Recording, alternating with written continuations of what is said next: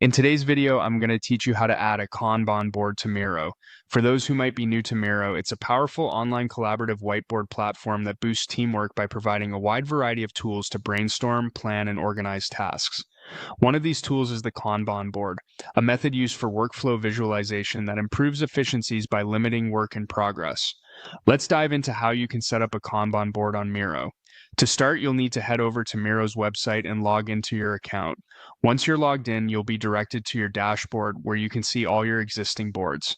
If you don't have any boards yet, don't worry, it's quite simple to create one. Now, you'll want to either create a new board or open an existing one where you'd like to add your Kanban board. If you're starting fresh, click on the New Board button, name it whatever you like, and hit Create. If you're working with an existing board, just click to open it. With your board open, look for the plus icon, or the Add button, typically located on the toolbar.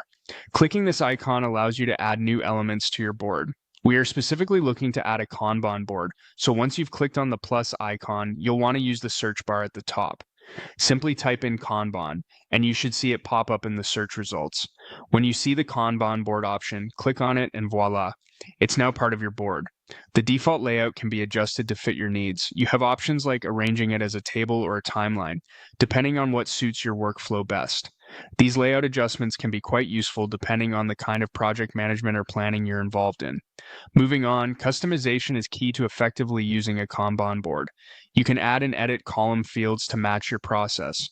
For instance, you might want different columns for various stages like to do, in progress, and done. This way, you can tailor your Kanban board to mirror your team's workflow accurately.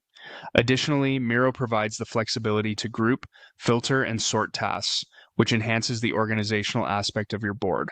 Grouping allows you to cluster tasks under specific categories, filtering helps in focusing on particular task attributes, and sorting enables you to arrange tasks based on priorities or deadlines.